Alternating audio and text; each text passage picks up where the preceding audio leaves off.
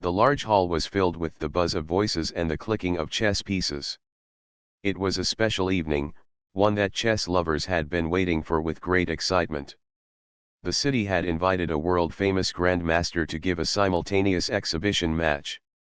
For those who were new to chess, this meant that the Grandmaster would walk from table to table, playing many games at once against different opponents. It was a test of skill, memory, and speed, and the audience loved watching the master display his genius. People from all walks of life had gathered in the hall. Some were serious chess players, clutching notebooks and pens to record the moves. Some were casual fans who simply wanted to see a great player in action. Others were just curious, drawn in by the chance to witness a public event where brains mattered more than appearance or fame. The atmosphere was both festive and serious, with every table covered in the familiar black and white checkered boards and neatly arranged pieces waiting for the games to begin. The Grandmaster himself walked into the room to a round of applause. Tall, confident, and dressed in an elegant suit, he had the air of someone who knew his talent was unmatched. He greeted the audience with a smile, cracked a few light-hearted jokes, and then began taking his place in front of the first board. His charm was part of his reputation. Not only was he skilled, but he also knew how to put on a show. The people had not only come to watch chess but to watch him, and he understood that well. As he began moving from board to board, the games started taking shape. His hands moved quickly, making opening moves with practiced ease. To him, these were warm ups. Most of his opponents were nervous, and he could read that in their eyes. He had played hundreds of such events before and knew that few, if any, would give him a real challenge.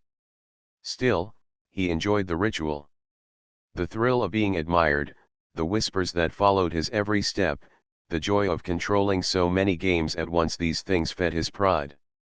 But then, in the middle of the hall, something unusual caught his eye. Sitting in the audience was a woman who didn't quite look like the others. She was perhaps in her 40s, wearing simple clothes, nothing fancy, with her hair tied back neatly. She didn't look like a competitor or even like someone deeply involved in the chess world. She looked more like an ordinary guest, maybe someone who had wandered in out of curiosity.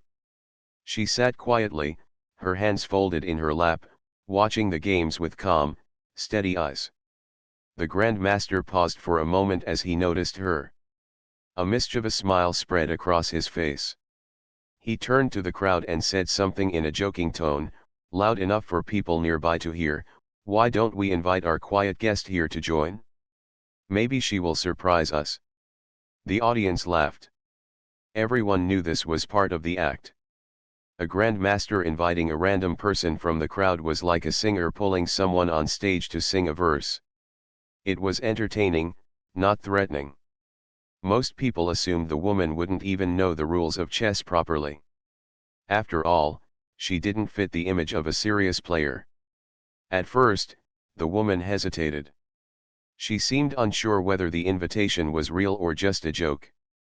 But when she realized that the eyes of the audience were now on her, she gave a small smile and politely stood up.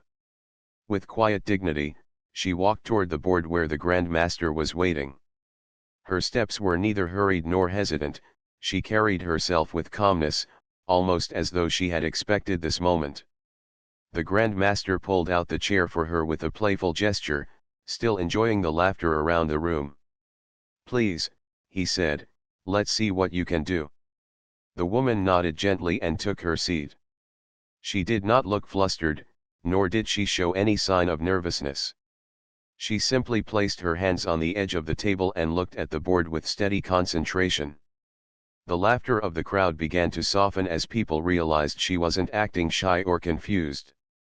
There was a certain seriousness in her expression, a quiet focus that did not match the joke they thought they were about to witness. The Grandmaster made his opening move, pushing his pawn forward with quick confidence.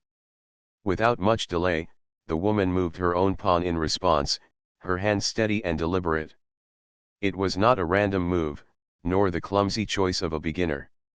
It was the exact move that matched one of the most common and correct openings in chess.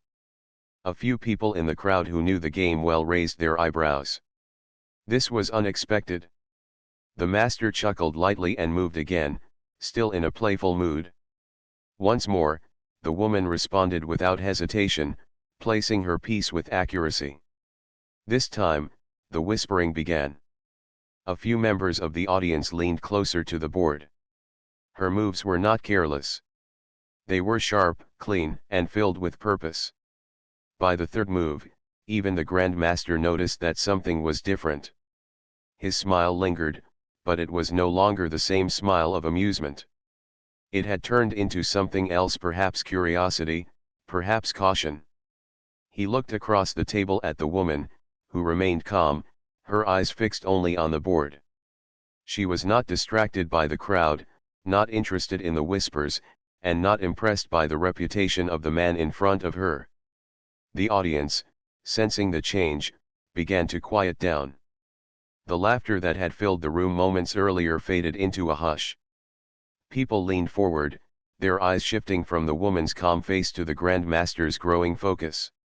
What had begun as a joke was no longer funny. Something unusual was unfolding before their eyes. At that moment, the Grandmaster realized he could not simply brush this game aside. He had invited her to the table to entertain himself and the crowd, but the reality was different. This was not a random guest making random moves. This was someone who knew the game, someone who might, just might, be able to hold her ground against him. And so, the match began in earnest. The woman sat across from the Grandmaster with a steady look in her eyes, as though the crowded room and the curious stares did not exist at all.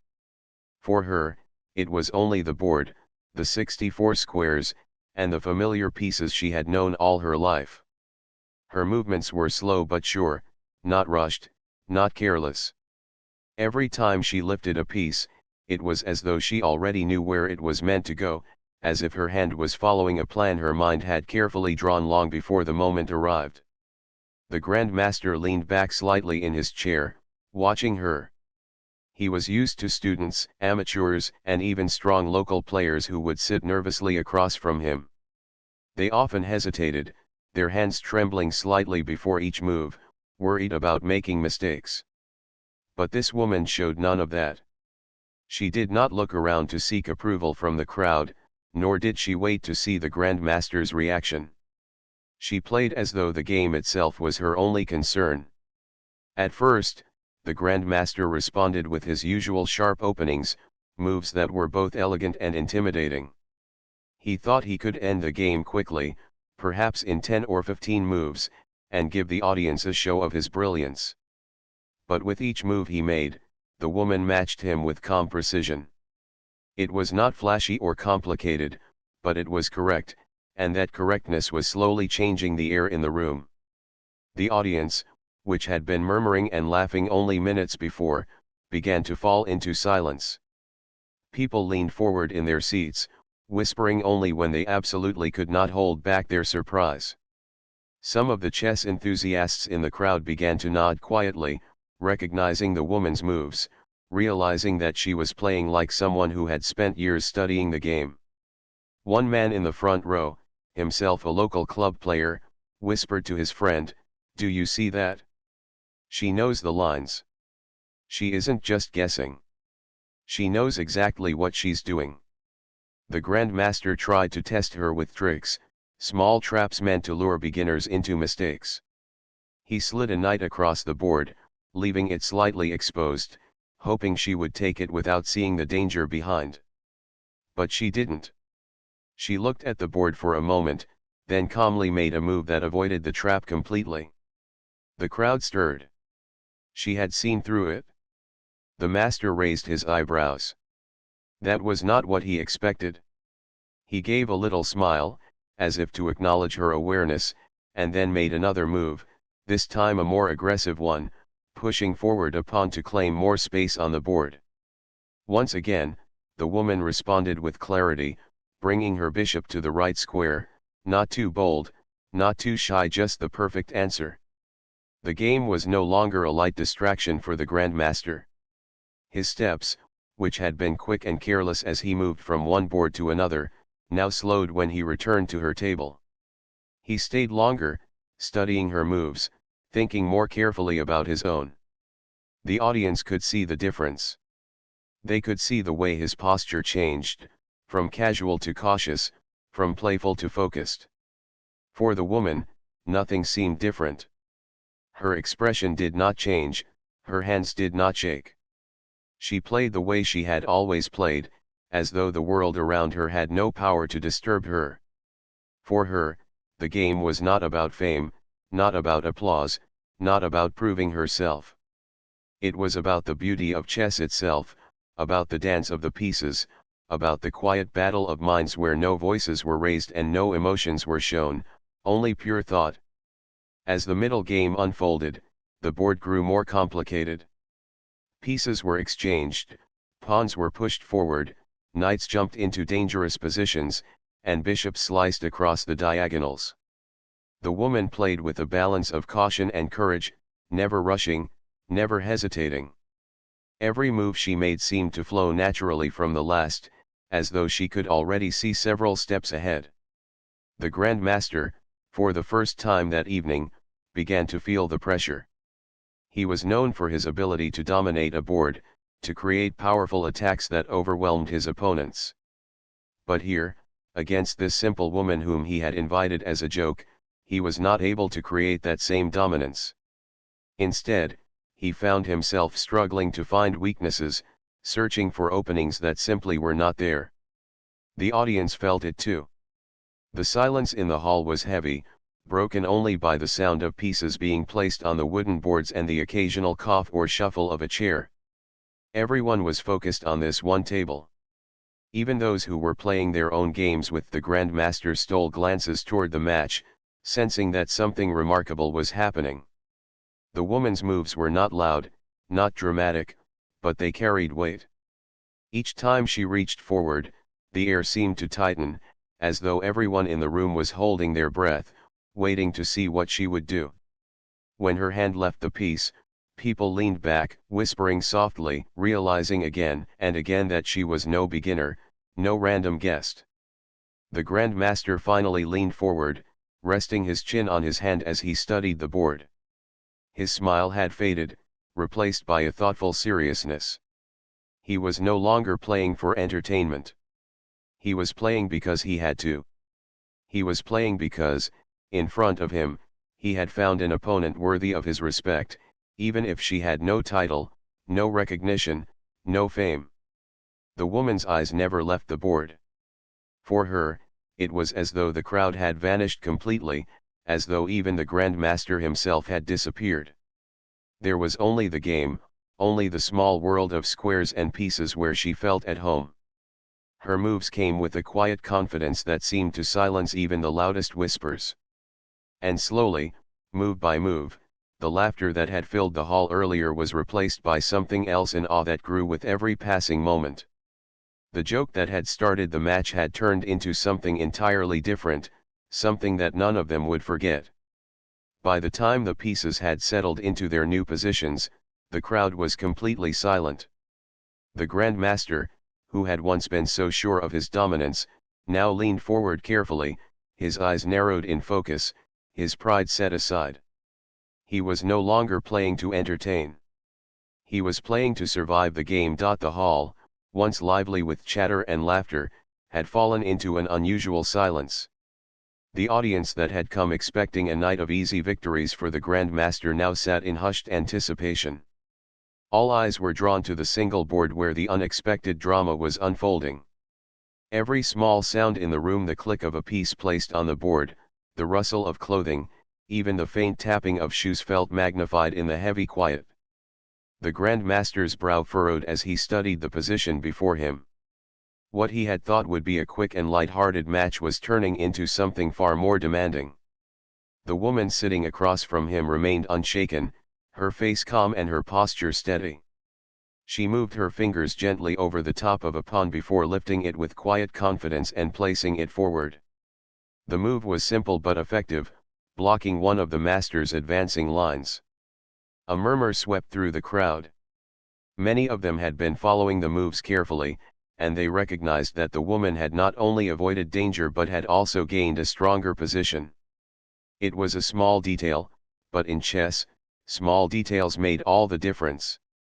Some leaned forward, almost unable to believe that the Grandmaster was being held back by a woman who, to their eyes, appeared ordinary and unassuming. The Grandmaster straightened his back, pushing his chair slightly closer to the table. His hand hovered above a rook as he considered his next move. He could feel the eyes of the audience on him, waiting for a brilliant strike, a move that would restore the balance of power. But as he looked at the board, he realized the brilliance would not come so easily this time. He pushed his rook into play with force, the piece making a sharp sound as it landed on the wooden board. He wanted to test her, to challenge her defenses with something direct. Yet when she leaned forward, studied the move briefly, and responded with a quiet knight maneuver that blocked his threat, the crowd gasped softly. She had answered again, without fear, without hesitation. The silence deepened. Some of the Grandmaster's opponents on other boards grew distracted from their own games, craning their necks to see what was happening at the table in the center. Even those who had no deep knowledge of chess could feel it, the unusual tension, the shift in energy. What had started as a casual show of skill was now something serious, something alive. The woman remained still, her eyes fixed only on the squares in front of her. Her mind seemed untouched by the pressure of the room. She did not rush, and she did not delay unnecessarily. Each move was played with rhythm, as though she had practiced this moment countless times in her life. It was not the rhythm of a beginner trying to survive but of a player who belonged at the board, even if nobody had known it until now. The Grandmaster reached for a bishop and moved it across the board with a deliberate strike. He hoped to open a path for an attack, to force her into a mistake. The woman studied the move for a few moments, her expression unchanged. Then, with a steady hand, she slid her queen into position, not only neutralizing his threat but also placing quiet pressure on his king's side. The sound of chairs shifting echoed in the hall as the audience reacted. Some covered their mouths, others whispered furiously to one another. They could hardly believe what they were seeing. The Grandmaster himself leaned back, his fingers pressed together, his eyes narrowed. He was not angry, but he was deeply surprised. Very few players had the courage to challenge him directly, and fewer still managed to do so successfully. The board grew more complicated as the middle game deepened. Pawns locked into one another like soldiers in a battle line, knights stood ready to leap, and the bishops controlled long, tense diagonals. The Grandmaster tried everything: quick threats, clever traps, sudden sacrifices meant to confuse her. But the woman never faltered. Her defense was precise, her counterplay sharp. Every time he reached forward with ambition, she met him with balance. Every time he tried to unsettle her, she responded with calm clarity. The longer the match continued, the more the atmosphere in the hall changed. At first, the audience had laughed, then they had fallen silent, but now they were holding their breath with every move. It was no longer a show. It was no longer a joke. It was a true contest of minds, unfolding before them like a story that none of them had expected to witness. The Grandmaster placed his hand on his forehead briefly, as though to gather his thoughts. He could feel the weight of the moment pressing down on him. This was not supposed to happen. His reputation had been built on dominance, on never being caught off guard. Yet here he was, locked in a game that refused to bend to his will. The woman, in contrast, seemed untouched by any of it. She did not seek the crowd's approval, she did not gloat, and she did not smile in triumph. She simply played. Her face carried the look of someone completely absorbed in the game, lost in the quiet beauty of the position. It was as if she had forgotten the master, the audience, and even the hall itself. All that existed was the board. A sudden sharp move from the woman caught everyone's attention. She advanced her knight into a threatening square, creating a fork that endangered one of the Grandmaster's rooks. Gasps filled the air. It was not a reckless move, it was clever, forcing the master to respond carefully. The Grandmaster adjusted his pieces to defend, but in doing so, he lost a small advantage. Whispers spread through the audience. Some of the local players were shaking their heads in amazement. "She's not only defending," one said quietly, "she's pressing him. She's actually pressing him." The Grandmaster took a deep breath, his pride beginning to wrestle with his concentration. He was determined not to let this slip further. He leaned forward, his elbows resting on the table, and began to calculate deeply. For several minutes, neither player moved. The audience sat frozen, waiting for the storm to break. Finally, the master pushed a pawn forward, a move that seemed ordinary but carried hidden ideas. Yet the woman responded almost instantly, as if she had been waiting for it. She slid her bishop into place, and in that moment, it was clear to everyone that she had seen the plan in advance. The hall erupted with soft murmurs again. People looked at one another in disbelief. This was no accident. She was not stumbling upon good moves by chance. She was reading the board with clarity, predicting the master's intentions, and meeting them with her own quiet strength. For the first time, the Grandmaster's face showed a hint of unease. His pride had been tested before, but rarely like this. He glanced up at the woman, studying her face, searching for some sign of strain, some crack in her calmness. But there was none. She remained still, her focus unbroken, her expression serene. The tension in the room grew heavier with each passing move. What had once been entertainment had become a test of will, a battle that held everyone's attention. The crowd, the players at other tables, even the master himself, all were caught in the spell of the game. And as the pieces continued to shift and clash, the silence of the hall told its own story. The joke had ended long ago. What remained was respect, awe, and the growing realization that the outcome of this match was far from certain. The Grandmaster leaned closer to the board, his eyes fixed on the position in front of him. For years he had played countless matches against champions, masters, and talented young players eager to prove themselves. Yet very few had made him sit so still, so thoughtful, so aware of every detail. Across from him, the woman sat quietly, her face calm and her hands resting lightly on the table. She was not impatient, nor was she nervous. She was simply waiting, her focus unbroken. The board was balanced, but there was a certain pressure in the air, a sense that something was about to shift. The Grandmaster knew he needed to create an opening, to force her into unfamiliar ground. He made a bold move, sliding his queen into a more aggressive position. The crowd stirred softly, sensing that the master was preparing an attack. The woman studied the move with care. She leaned slightly forward, her eyes scanning the board from one side to the other. Then, without a word, she reached for her knight and placed it carefully on a square that not only defended against his queen but also set up a hidden threat of her own. A soft gasp rippled through the room. Those who understood chess immediately saw it. She had not only blocked his idea but had also opened a line that could trouble his king if he wasn't careful. It was the kind of move that showed vision, not just reaction. The Grandmaster paused, tapping his fingers lightly on the table. He had underestimated her once, but he would not make that mistake again. This was no casual opponent.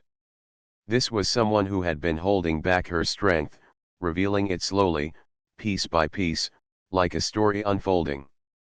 He tried to shake off the unease building inside him. Moving his rook with a sharp gesture, he prepared to counter her idea. The piece landed with a soft thud, and the audience leaned in closer. Everyone knew this was no longer a friendly game.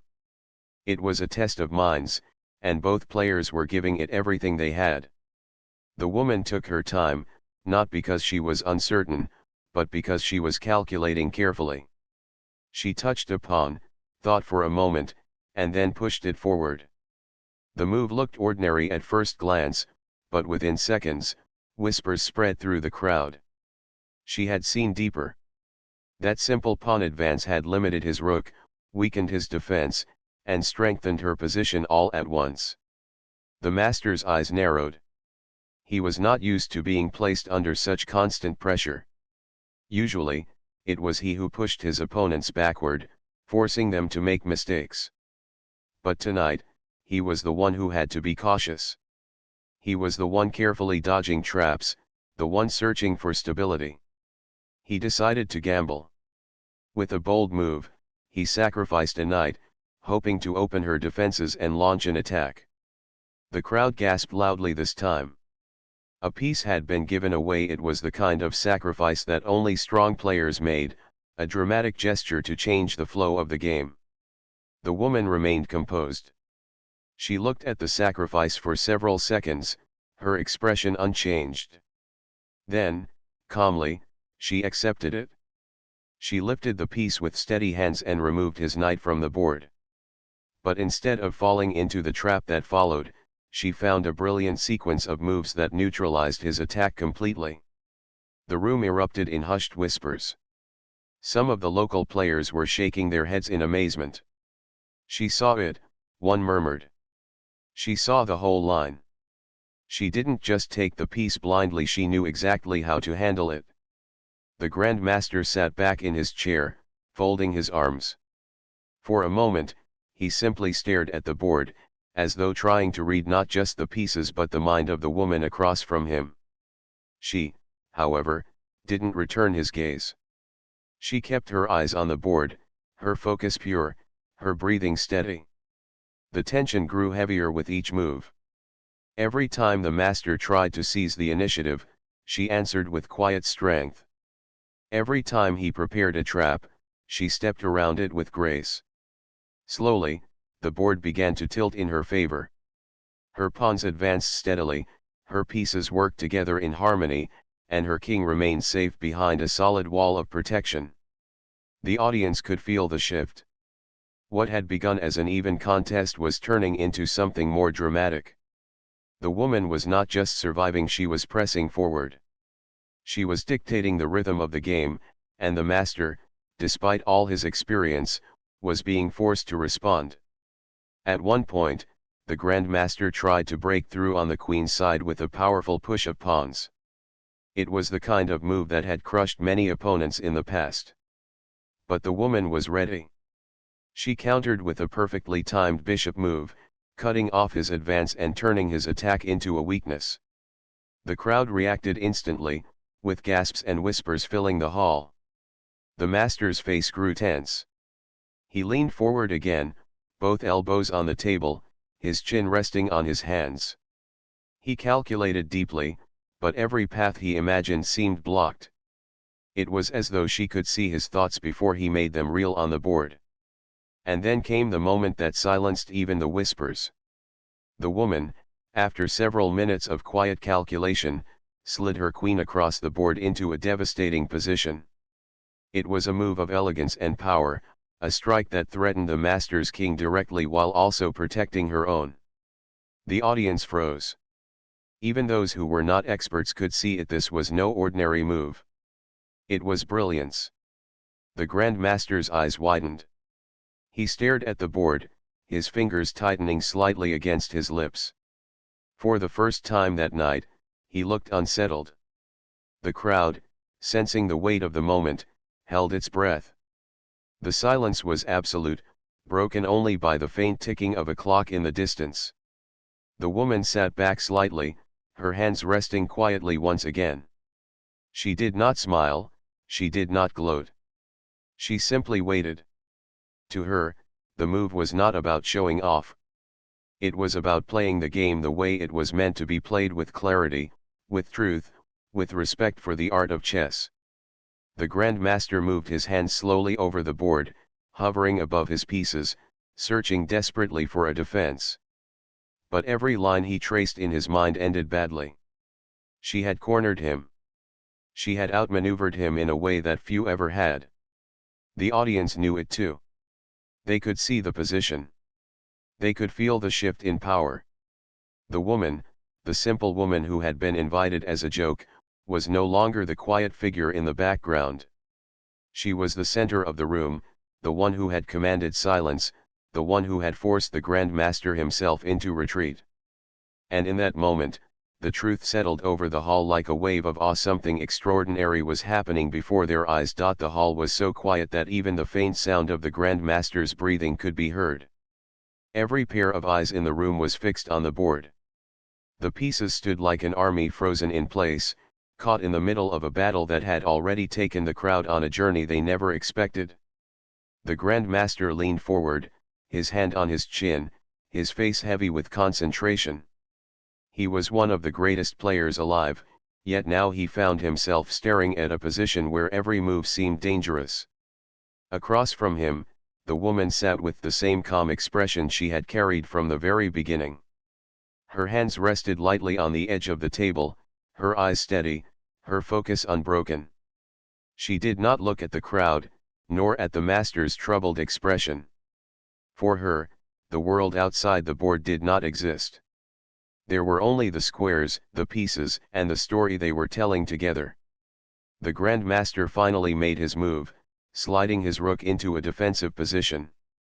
It was careful, perhaps even desperate, but it was the best he could find.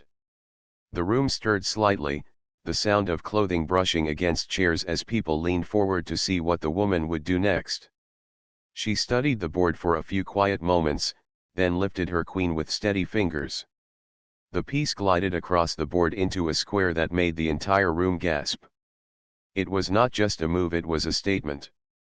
With that placement, she had tightened the net around the Grandmaster's king. The threat was clear to everyone watching. The audience fell silent again, their breaths caught in awe. The Grandmaster's face showed a flicker of something rarely seen in him: unease. He leaned even closer, his eyes darting back and forth across the board, calculating, searching for a way out.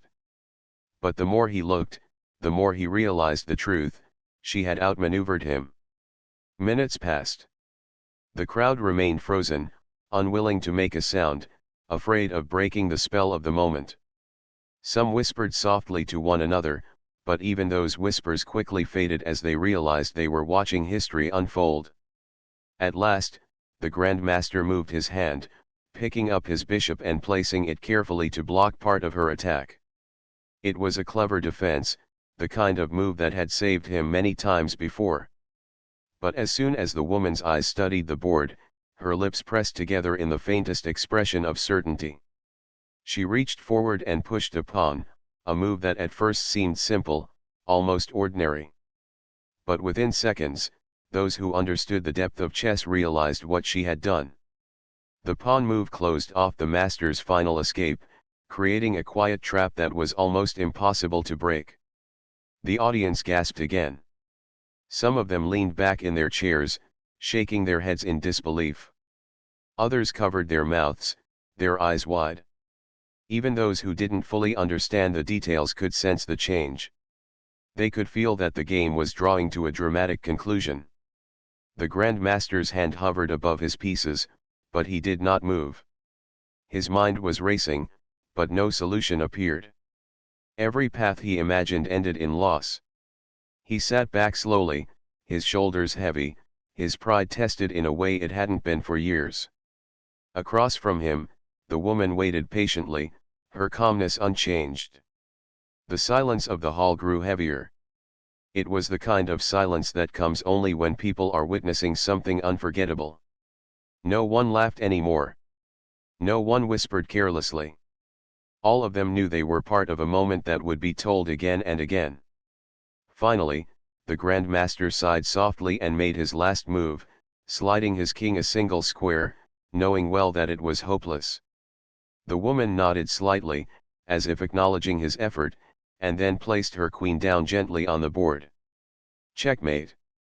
The sound of the piece hitting the square was like a bell ringing in the stillness. For a moment, no one moved. Then, slowly, the realization spread across the room. She had won. She had defeated the Grandmaster. The crowd erupted, not in loud cheers at first, but in a wave of gasps, claps, and stunned voices rising together. People stood from their chairs, craning their necks to see the board, to confirm with their own eyes what had just happened. The laughter from earlier in the evening was gone, replaced with respect and awe.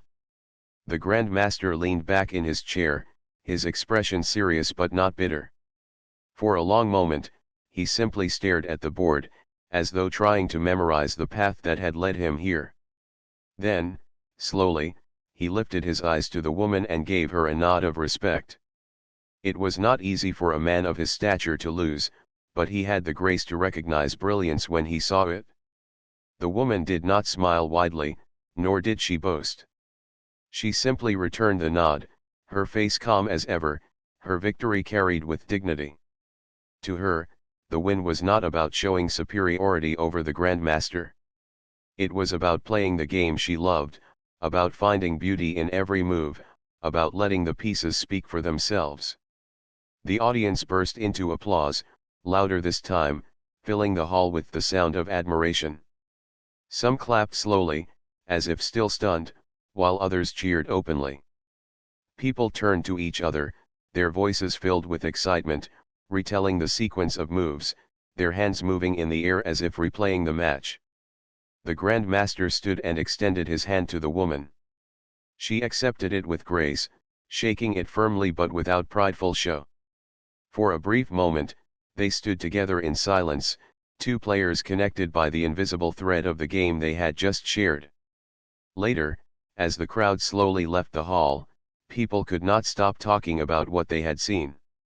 Some spoke of the Grandmaster's humility, others of the woman's astonishing calmness, but all of them agreed on one thing: they had witnessed something rare, something unforgettable. It was revealed afterward that the woman was not a beginner at all, though she had lived a simple life far away from the spotlight. She had spent decades playing chess quietly in local clubs, often against friends and small groups, never chasing fame or recognition. To her, chess was not about trophies or titles. It was about the quiet joy of the game, the thrill of solving problems, the beauty hidden in the movement of the pieces. And that night, when the Grandmaster had invited her to play as a joke, she had simply accepted, not to prove anything, not to humiliate anyone, but because she loved the game and welcomed the chance to sit at the board. The lesson that remained in the minds of those who were present that evening was clear: greatness does not always wear the clothes of fame. Sometimes, brilliance hides behind simplicity, waiting for a single moment to shine. The hall eventually emptied, but the story of that night lived on. People carried it with them, retelling it in cafes, in clubs, and in homes, their voices filled with awe as they described the simple woman who silenced the room and defeated the Grandmaster. And through it all, the woman returned quietly to her life, unchanged, carrying the same calm dignity she had shown at the board. To her, it was not about the applause. It was about the game. It was always about the game.